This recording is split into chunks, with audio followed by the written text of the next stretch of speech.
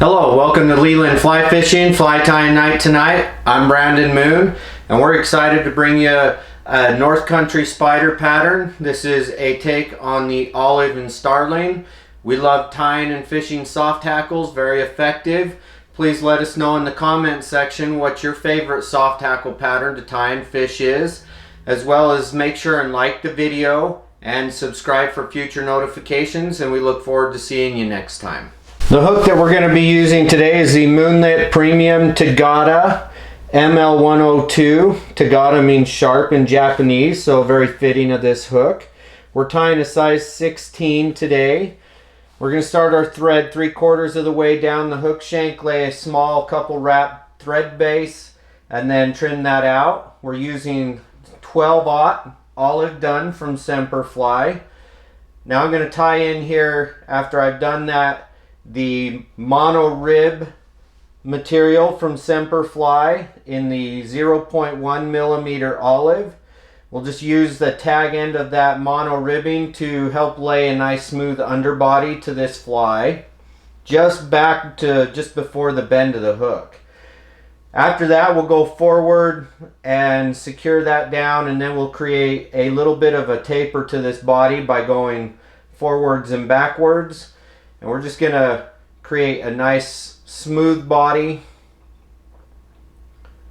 and create anywhere from a 3 to 4 step taper, just depending on the size and everything.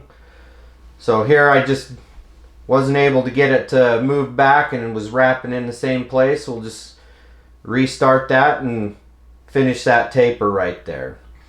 Once we're done there, we're going to take this mono ribbing, and this is going to give a very small profile rib, and it's got some like translucent look to it, so it's going to give a little bit of a natural sheen underneath.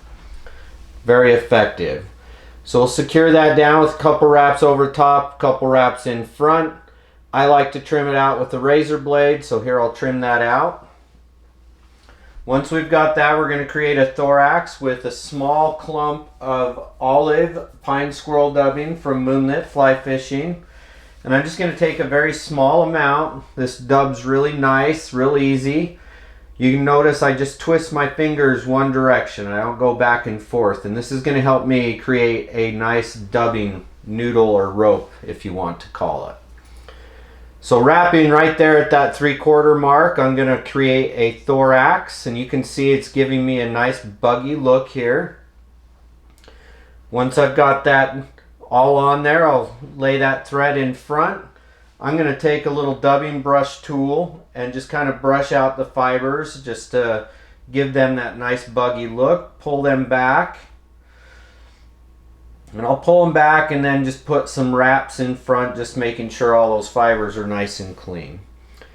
Now we'll take a piece or a hackle feather from a starling skin, and I've already got it prepped on the bottom side. Now I'm preening the tie-in point.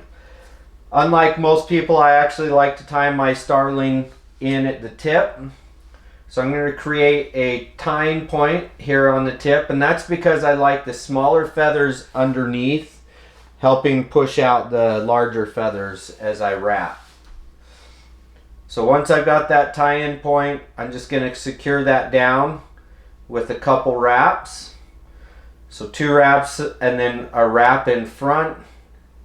That wrap in front was not quite over the hook eye there, kind of got stuck, so we'll just move that back. Now I'm just going to cut my tie-in point off, and by tying it like this, I get a good clean tie-in point versus trimming it out ahead of time. Once I've finished that, I'll push that feather back and lay over the top of it just a little bit more. Now to wrap my hackle, I like to set my thread off over on my bobbin rest. Keeps it out of the way, makes it easier for me to wrap a nice clean soft hackle.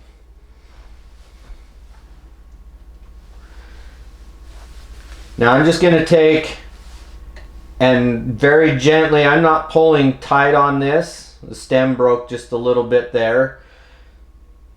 So they are fairly brittle, so you don't want to pull really tight on these. So I'm just going to have very gentle, loose tension on this as I wrap, and you can see I'm preening as I'm wrapping, but I'm also using the stem with each wrap to help palmer and push those fibers rearward for a nice clean soft hackle. So we'll wrap that out, finish it out, and then I'll secure the feathered stem down, the hackle stem. I'm going to release that from the hackle pliers and pull that back so that I can create a nice clean head. We'll secure that down. Now I'm going to take some Loctite super glue with the brush on applicator. You can get this on the website, and I'm just going to put a small amount on that thread there, and you'll see why. I'm just going to skip a whip finish and just use this glue here to create a nice, strong, durable head that's very quick and easy. So once I've created my head with the thread, I'll just take my razor blade, pulling that thread tight into that glue.